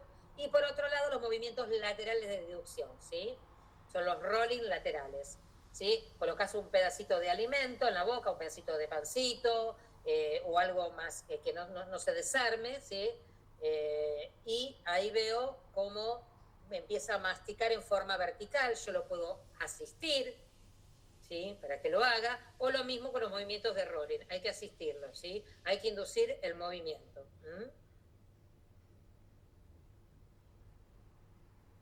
Con los líquidos, bien. ¿Qué pasa con los líquidos? Bueno, hay chicos que a veces no succionan y una técnica es que estimulo la succión con una taza, ¿sí? Con un vaso. Entonces, ¿cómo hago? Yo le voy a poner la tacita con leche y hago que apoye la tacita en el vaso superior, la tacita en el vaso en el labio inferior y que toque el labio superior para que haga succión. Yo voy a buscar succión, no que tome, que succione desde el vaso, ¿sí? Esa es una forma de estimular también la succión con líquido, a través de la utilización de una taza o de un vaso. Entonces, los líquidos, acá dice, se absorben por succión, ¿sí? Un niño nacido antes de la semana 32 o que tenga menos de 1,8 kg va a tener alteraciones para amamantar. Entonces, utilizar la taza para desencadenar la succión y luego se utiliza el pecho, ¿sí? Una técnica también para utilizar la cuchara. Los chicos a veces tienen un reflejo de mordida muy exacerbado o cuesta que separen los labios. Entonces, yo lo que le hago es reaccionar desde el maxilar inferior, colocar la cuchara en forma lateral y ahí la enfrento y le doy el alimento. Lateral, enfrento y le doy el alimento, ¿sí? Bien. Entonces, ¿y qué elementos voy a utilizar también? Porque acá dice cuchara de plástico. De plástico, ahora hay de silicón, o sea, de plástico según qué tipo de plástico, sí, si es blando, sí. Ahora, si son estos plásticos, las cucharitas que nos dan en la cafetería, en el bar del hospital, que son de plástico, que se parten y se te clavan, esas no, obviamente, tiene que ser de silicona, algo que si el chico muerde, no lo rompa, ¿está? Lo digo porque me pasó, yo a la mamá le había dado una cuchara, no me la trajo y usé una de plástico y después tenía reflejo de mordida, no podíamos sacárselo, no podíamos sacarle ese pedacito de cuchara de la boca, porque era un chico igual de 19 años, ya grande, y hasta se había deformado el labio inferior del reflejo de mordida que tenía. Con los dientes, con los colmillos, se lastimaba el labio superior, tenía ya marcado el labio superior con los colmillitos. Bueno, entonces, las praxias linguales son muy importantes, ¿sí? Y hay que tener mucha atención en este tipo de... Este es los líquidos, la técnica de utilización del vaso, inhibir la succión y la protusión lingual, ¿sí? A veces el uso de jeringa es peligroso porque yo no sé la inyección que le voy a dar, si es demasiado fuerte, ¿sí? A veces el bolo de la jeringa está trabado y uno le da y pasa una cantidad excesiva de alimento que no estaba preparado el paciente para recibir y pasó directamente a la faringe, a la tapa faringe, no pasó por la oral, ¿sí? Entonces la jeringa a veces es difícil, no está muy bueno utilizarlo, ¿sí? Yo la uso en pacientes adultos, pero yo le pongo la jeringa, le hago succionar de la jeringa, ¿sí? Para ver cuánto puede ingerir el paciente. Luego que chupe una jeringa grande, eso sí, en un adulto, pero si es un adulto mayor y no tiene control, yo no le voy a estar dando con la jeringa, ¿sí? O sea, son casos, cada caso es particular, por eso hay que evaluarlo, ¿sí? Bien. Ruidos anormales, puede haber ruidos anormales, ¿sí? Puede haber ruidos, a veces la deglución ruidosa es porque no coordina bien, ¿sí? las funciones de la deglución, o a veces la succión sí es sonora porque tiene mucha fuerza de succión, ¿está? O ruidos respiratorios asociados, bueno, ver esto de la laringomalacia o parálisis cordales, que a veces llegan, ahora yo les voy a pasar un videito de una parálisis cordal, un video, y van a ver el ruidito que tiene, si el estridor es típico más de la primera causa de estridor, laringomalacia se contempla, en la segunda, parálisis cordal. Bueno, yo ahora les voy a mostrar después de una parálisis cordal.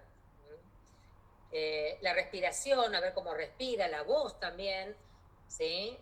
Por acúmulo de saliva, a veces se puede realizar maniobras de propulsión de la mandíbula, ¿sí? A veces tiene mucha saliva, o goulash, entonces yo tengo que hacer una maniobra que es tomar el maxilar inferior con el pulgar y tracciono, ¿sí?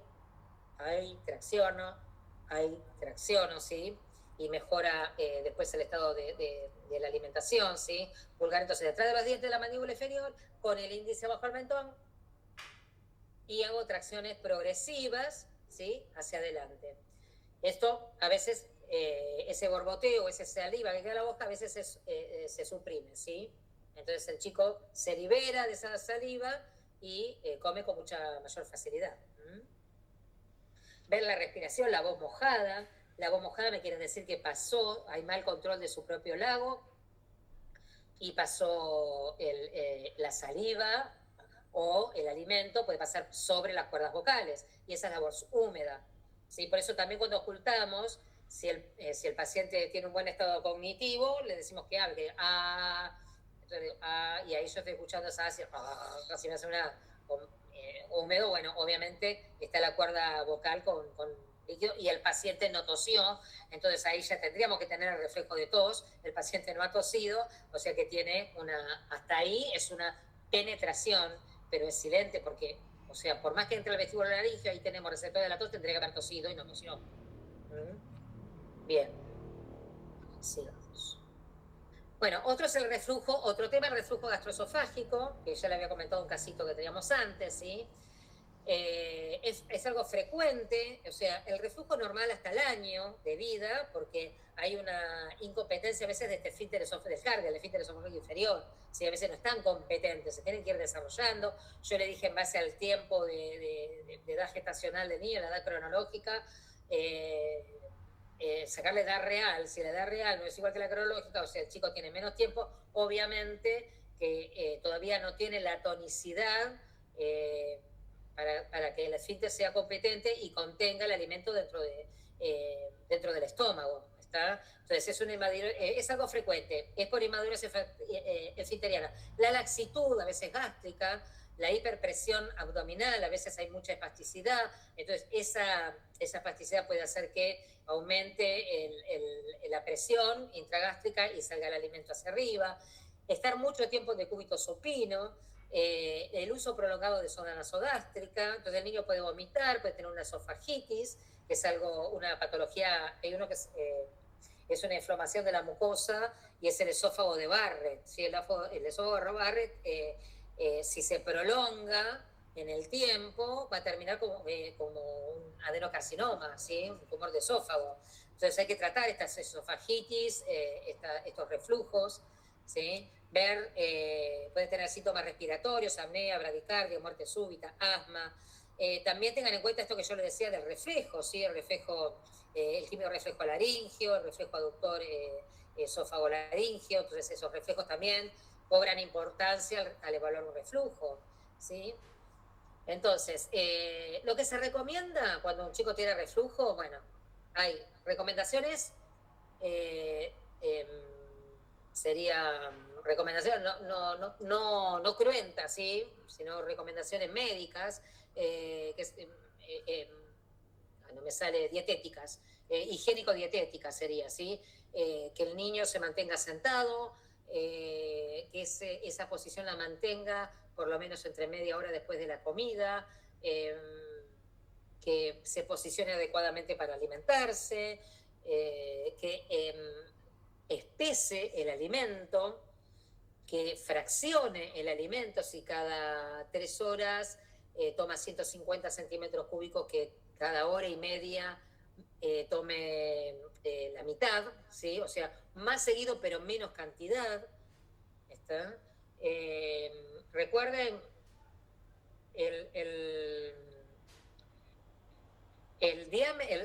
la longitud que tiene el esófago de un niño es, no sé, de 9 centímetros y tiene 6 mililitros de capacidad, muy poquita capacidad tiene, ¿sí? Entonces tenemos que darle tiempo a que vacíe, ¿sí?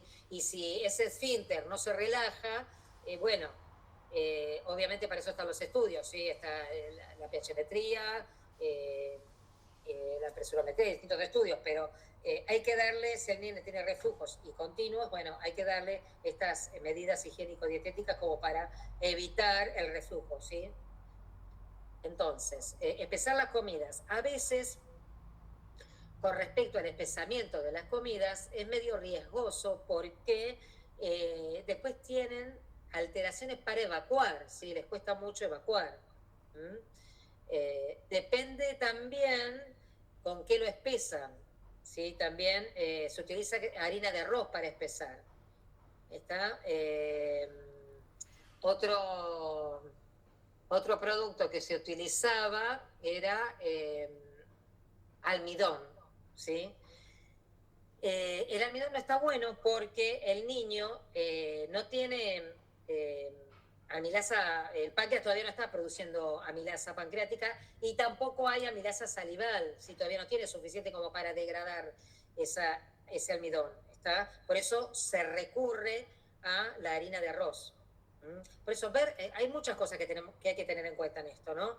Yo le estoy dando muchos datos, pero espero que no los confunda más, pero bueno, son cosas que creo que son importantes, ¿no? Entonces, fijarse esto de mejorar el vaciamiento gástrico con el tiempo de espesar el alimento. ¿Por qué? Porque yo le doy alimento espesado para que no haga reflujo, pero esto me impide el vaciamiento gástrico, o sea que se llena también el estómago, se va llenando de alimento y también me puede hacer un reflujo. Entonces, tener en cuenta esas cosas, ¿no? Colocarlo, generalmente cuando tienen reflujo se coloca la primera hora en decúbito lateral derecho, ¿sí? Si tienen reflujo. ¿Por qué? Porque mejora el vaciamiento gástrico. Entonces yo lo pongo del lado derecho y me vacía mucho más rápido el estómago. Yo con esto acelero el vaciamiento gástrico. Después lo voy a cambiar del lado izquierdo. ¿Por qué del lado izquierdo? Porque del lado izquierdo yo evito que haga reflujo. Y después lo voy a poner en posición vertical para disminuir también los episodios de reflujo. Elevar la cabecera, ¿sí? Recuerden, la cabecera por lo menos 10 centímetros, elevarlo. Bueno, tengan en cuenta esto del espesamiento por el estreñimiento. La presencia de reflujo en niños es elevada, bueno, por el tono, ¿sí? Acuérdense que yo les dije, en un chico de 27 semanas, 5 mililitros de presión tiene el esfínter, y en uno de 40 semanas, 40. O sea, miren la diferencia de presión de ese esfínter para contener. Dentro del tratamiento farmacológico, recién primero se dan estas medidas, ¿no? Higiénico-dietéticas. El niño sigue con reflujo, bueno, y hace más de 10 reflujos por día, que es un montonazo, ahí recién vamos a, bueno, es lo que se estila, ¿sí? Cada lugar tendrá su forma de trabajar, ¿no? Pero si el chico tiene más de 10 regurgitaciones por día, ya se da la medicación. ¿Qué medicación? Algún gastrocinético, algo que mejore la motilidad del esófago y de la peristalsis intestinal, de toda la peristalsis intestinal, y aparte relaje aumente la tonicidad del cardias. ¿Está? Otro medicamento que se da son los inhibidores de la bomba de protones, ¿sí? Que lo que conocemos nosotros como omeprazol, ¿sí? O algún neutralizador del ácido. Y si esto tampoco se resuelve, ya ahí se recurre a la cirugía de Nissen, la fundoplicatura, ¿está? Esta cirugía antirreflujo. ¿Está? Bueno. Esta cirugía en niños y en lactantes da buenos resultados, pero dice que no es lo mismo en neonatos, ¿sí? Porque además se suman también problemas respiratorios, entonces a veces en los neonatos es medio, no es tan alentador este tipo de cirugía. Bueno, y tengan en cuenta el esófago de Barrett, que es una complicación, ¿sí? Una alteración, o sea, del epitelio, del esófago, y va a evolucionar en un adenocarcinoma. Por eso es importante tratar de este reflujo. ¿Entiendes? Bien, sigamos. Bueno, estas las posiciones, posición adecuada. Esto se usaba anteriormente, ¿sí? El chico igual tenía que estar súper contenido porque si no se caía para abajo, ¿sí? Pero la realidad es con esta postura estamos bien, así que no hace falta que le hagan una postura tan marcada. Bien. Esto es una propuesta para evaluar la succión de ilusión en un chico de 35 semanas de edad gestacional. ¿Sí? Es como, ¿en qué casos es necesario evaluar la deglución de un chico? ¿Por qué lo había hecho esto? Porque llegó un momento en el otro hospital donde estaba que todo el tiempo me estaban mandando para hacer estudios. Era demasiado, entonces empezamos más con la evaluación clínica. ¿Y qué tomábamos como referencia? Si el chico succiona de forma vigorosa, o sea, evaluamos la succión, si derramaba leche, si se fatigaba, si incoordinaba y si se atoraba, si se ahogaba. Entonces, la succión, si era vigorosa, 2 puntos, si estaba presente, pero era débil, 1 punto, si no tenía succión, 0 puntos. Derrama leche, si derrama leche 1 punto, si no derrama 2 puntos. El niño se fatiga durante la ingesta, si se fatiga 1, si no se fatiga 2. El niño incoordina, tiene una incoordinación, succión, deglución, si 0, no 2. se atora. Si se atora 0, no se atora 2. El total era 10. Si tiene 10, el chico está bien. Si tiene menos de 7, bueno, ahí sí derivarlo al especialista de deglución. Esto lo habíamos hablado en otro hospital porque realmente teníamos que llegar a un corte porque era mucho la demanda que teníamos, ¿no? Es algo que cada uno lo puede tomar o no, pero esto es un trabajo que se hizo en Chile, ¿sí? Bien. Bueno, ahora es la evaluación instrumental. ¿Cómo vamos con el tiempo? Bueno, acá tenemos que ir rapidito, ¿eh? La evaluación instrumental, que es la videofluoroscopía, que es lo que hacemos nosotros, se hace en la sala de radioscopía del hospital. El equipo utilizado es un seriógrafo, es el que vemos ahí en la imagen. Seriógrafo GBA es el nombre, tiene un intensificador de imagen, está conectado a un monitor y el monitor a una computadora que tiene una capturadora de video, y ahí dejamos grado del estudio y después lo analizamos posteriormente para poder informar. El paciente tiene que estar bien posicionado, es fundamental para que la evaluación sea bien precisa y tengamos una buena capacidad para que el chico degluta. Evaluamos las 3 etapas, ¿sí?, en tiempo real, y se posiciona el niño de perfil, y si queremos ver alguna alteración bilateral, o sea, comparar, lo hacemos de frente, en forma anteroposterior, pero por lo general, por la irradiación que recibe el niño, lo hacemos en posición de perfil, ¿sí? Entonces, si sospechás asimetría, lo hace de frente, pero si no, se hace solamente de perfil, ¿sí? Paciente sentado, ingiere el alimento va a estar con contraste, que puede ser hidrosoluble. Cuando yo dudo de que el chico tiene una fístula o una parálisis cordal y hay seguramente posibilidad de aspiración, ahí luego con material hidrosoluble, que se puede reabsorber.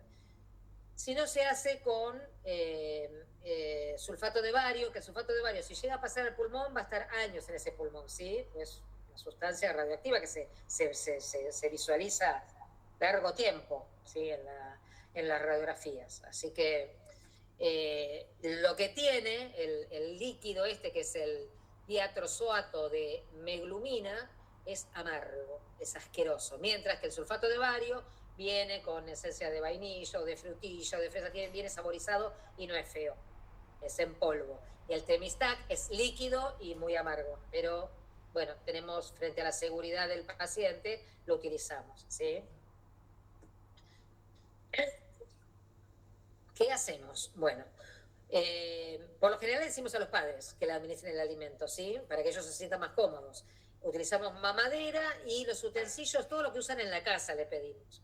Y también a veces los alimentos que consumen, para que tengan, cuando vengan y tengan hambre, coman lo que ellos quieren. Si yo les doy una comida, nosotros, o sea, les podemos dar una galletita, un pedacito de pan, pero que esa no le guste. Entonces, lo ideal es que el familiar traiga el alimento que le gusta al niño. Entonces, se evalúa la eficacia y la seguridad de la deglución, ¿sí? Yo siempre digo, evaluamos el MES. ¿MES qué es? Movilidad, eficacia y seguridad. Movilidad es cómo trabajan todas las estructuras que intervienen. Eficacia es que el chico sea alimentado, y la seguridad es que no se aspire, ¿tá? Entonces evaluamos el MES, movilidad, eficacia y seguridad. Bien, también me permite evaluar la eficacia del tratamiento, o sea, qué tratamiento le puedo implementar. Por esto me sirve, porque yo le voy a hacer postura, le voy a dar esta cantidad, no, pero si le doy menos, y si lo posiciono de esta manera, y si lo pongo de cúbito, y si lo pongo del otro lado, bueno, son cosas que me van a servir como tratamiento, o sea que este estudio me sirve como diagnóstico, tratamiento, ¿sí? Bien. Entonces, en el momento del estudio se pueden hacer recomendaciones sobre cómo alimentarlo, cuál es la posición óptima, cuál es la consistencia, cuál es el volumen de la comida, qué maniobra terapéutica, ¿está? Y yo lo que voy a evaluar es la coordinación, succión, deglución, respiración, ¿sí? Que haga series de 20, 30 succiones, ¿sí? Que haga pausa, si hace pausas respiratorias, contemplarlas, ver que no se fatigue. Si se fatiga, a mí me sirve porque yo en la video voy contando. Acá no puedo ocultar porque estoy con el chico está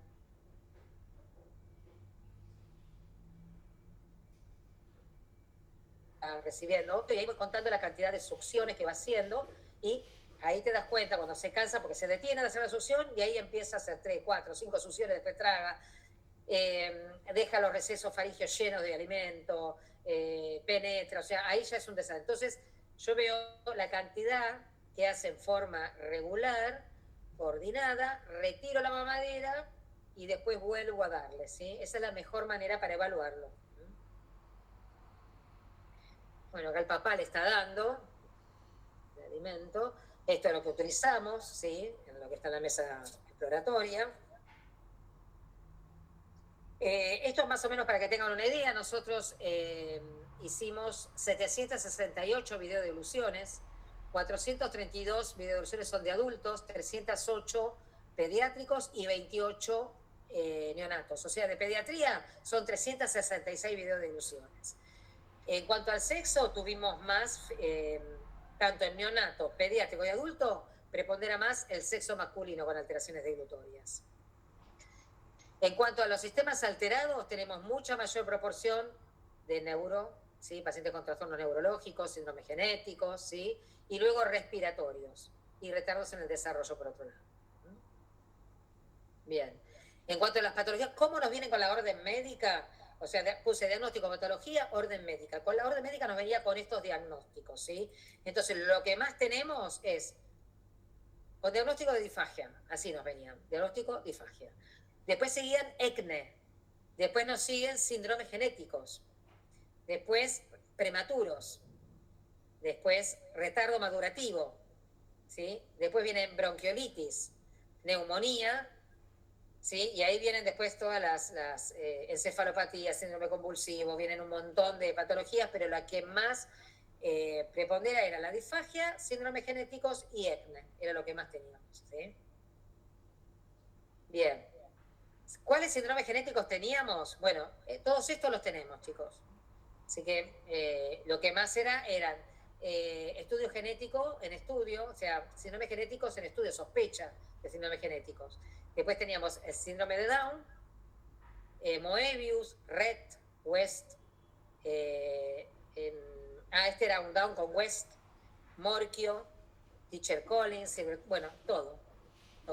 Todas estas patologías las tenemos. Bien, la alteración más observada es alteración orofaringea, de la etapa orofaringea. Después seguía la etapa faringea y después la alteración de las 3 etapas. Y luego la esofágica, la oral y no sé si los videodevoluciones acá. Normal 15, bien. O sea, orofaringea es la etapa más alterada. Derivación de pacientes, nosotros tenemos un 17% son nuestros, un 83% vienen de otras instituciones para evaluar. ¿Sí? Yo creo que esto es porque nosotros hacemos una buena evaluación clínica, no estamos directamente haciendo la videodevolución. O sea, hacemos la intervención, la evaluación, rehabilitación, y cuando vemos que el paciente está en condiciones, recién ahí hacemos la videofluoroscopía. ¿Sí? Bien. Ahora tenemos esto. Es un niño prematuro con sospecha de con síndrome genético, síndrome convulsivo, epilepsia refractaria, tiene reflujo nasofaringio, penetración y luego aspiración. Tuvo una broncolitis al año y se sospecha una enfermedad neurometabólica, ¿sí? Bueno, yo esto lo tengo acá, tengo el informe de este chico. Este chico tiene 3 años. El diagnóstico es epilepsia refractaria, nació a término con peso adecuado, nació de 37 semanas, con 3,3 kilos, o sea, bien. El electro y la resonancia normal. Estuvo internado en el Hospital Niños de epilepsia, tuvo todas las veces que tuvo internación fue por epilepsia, por crisis epilépticas, ¿sí? Y acá, bueno, vamos a ver. Vamos a ver. Sí, ahí. Entonces, miren todas las veces que succiona y deja en los residuos, deja en faringe, ¿sí? Acá dejó en seno piriforme. O sea, no hace una buena coordinación. Succiona, 1, 2, 3, 4, 5, 6. Y ahí recién traga. 1, 2, 3. Ahí traga. 1, 2, 3. No, súper desorganizado. No hace 1, 1 y 1, ¿sí? Hace múltiples tragos, hace hiperextensión, hay que ponerlo bien ubicado, ¿sí? Mira, ahí hizo un reflujo, ¿vieron cómo subió? Acá abajo.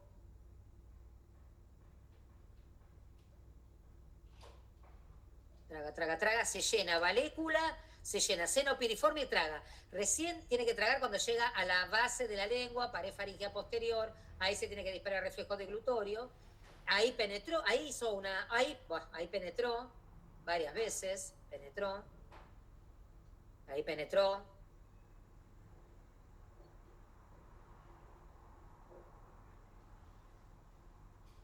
Ahí cae, va llenando, seno de valécula y después traga. Muy incoordinada y penetró, Tiki. Espera, no, es que le quiero mostrar. A ver, para. A ver. Ahí estamos con semisólido. Ahí quería. No. Perdón, chicos. Quiero mostrarle. No sé, ¿llegan a ver la presentación o lo veo yo sola? A ver. Sí, se ve. Marcela, últimos 3 minutos. El videito, me parece el que está más, a ver acá, el que está más grande. Ahí. Entonces, lengua, base lingual, valécula, epiglotis, y acá está el seno piriforme, a esta altura está el seno piriforme, ¿sí? Entonces, cae a valécula, cae a seno piriforme y después traga. Como la epiglotis no llega a excursionar, a vascular a tiempo, penetra a vestíbulo laringio, acá penetra. La penetración, ¿sí? Es una entrada posterior después a la vía aérea, ¿sí? Porque acá penetra. Ay, se me fue el coso, escucha, qué cosa. Pero. Bueno. Estoy mal, ¿eh? Ay, me están llamando.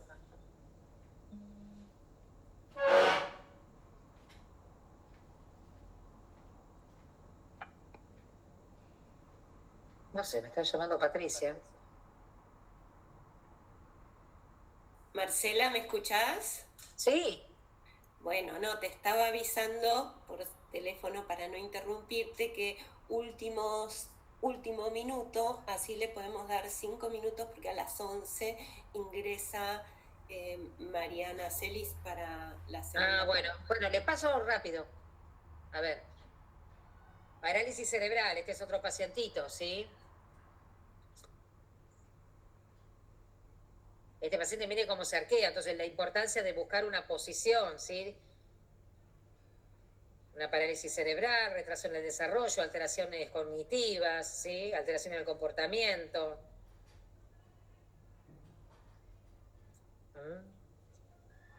Ahí estamos dando semisora. Mire, no mueve la lengua, mire la lengua.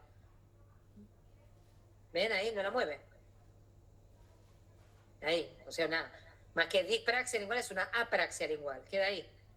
Yo quizá le puedo posicionar el alimento más en la parte posterior para ver qué pasa. Si llega a la zona donde están las aferencias de la deglución, ¿sí? La parte aferencial estaría en la base de la lengua, pared faríngea posterior, pilares amigdalina. Entonces, yo puedo llegar a esa zona para estimular con el alimento y a ver si traga. Nada. ¿Sí? Vamos a otro. Etapa oral, mire, este protruye, este me lleva todo el alimento, miren cómo escupe. Protruye, ¿sí? Ahí cayó y hizo bien el disparo, pero protruye. Alteración de la etapa oral. Vamos a otro. Este tiene un síndrome de Pierre-Robin. ¿Se acuerda que yo le decía lo de la glosoptosis, macroglosia? A este chico ya le habían hecho la distracción ósea, porque tiene retrognatia, pero fíjense que tiene reflujo nasofaringio. Esta es la epiglotis, la úvula. Fíjense que sube. ¿Ven que? Miren, ahí, sube. No hay cierre, ¿sí? No cierra el velo palatino. ¿Se dan cuenta? Miren. Bueno, y llena valécula y todo, ¿no? No se aspira, pero le hicieron la palatoplastía, porque tiene una fisura también. Bien, sigo. Reflujo. Este es el mismo paciente, tiene disfagia orofaringe y esofágica, las dos cosas tiene. Miren, le muestro el reflujo nada más. Ahí está bajando, y en un momento empieza a ascender todo el alimento de estómago.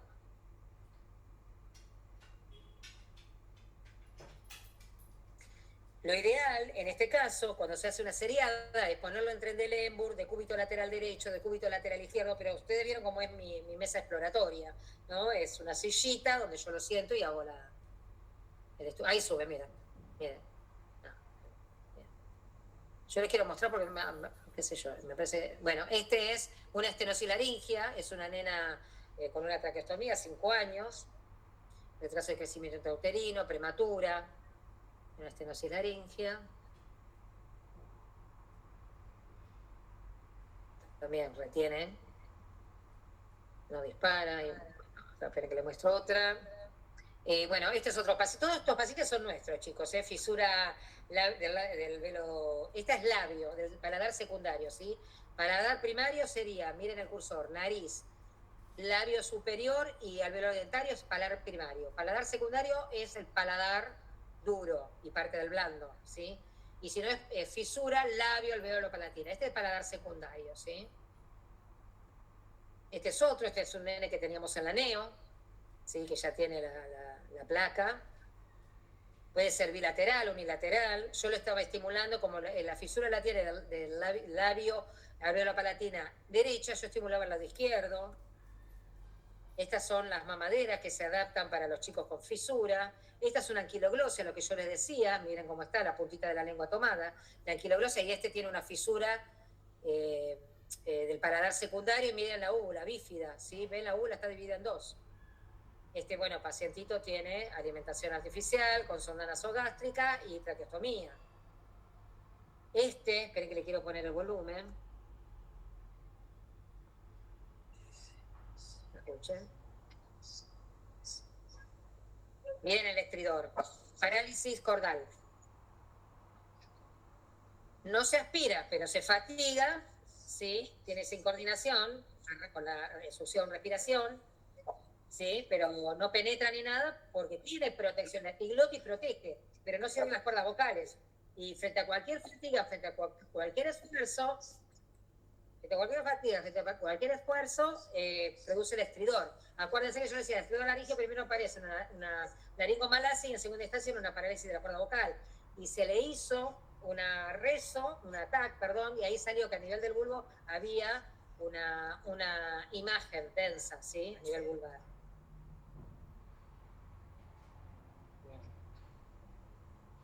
Este es un síndrome genético rarísimo, una mucopolisacaridosis.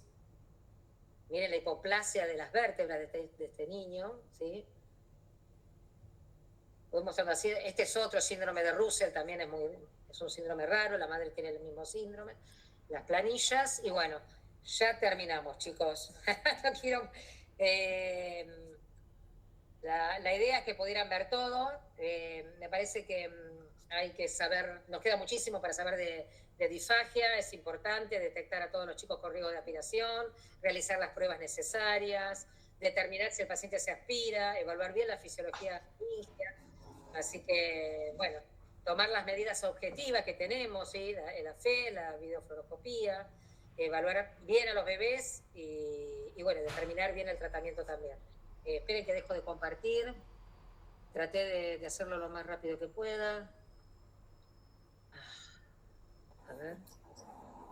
¿Dónde estoy? Ay, me fui. ¿Dónde estoy? Ella puede dejar de compartir, Marce. Pone dejar de compartir. ¿Pero dónde lo pongo, Patrick? Ay, Dios. Abajo, salí de pantalla completa primero, porque si no, no lo vas a ver.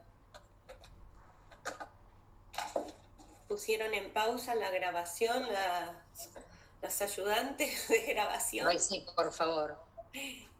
Esta parte que no se note.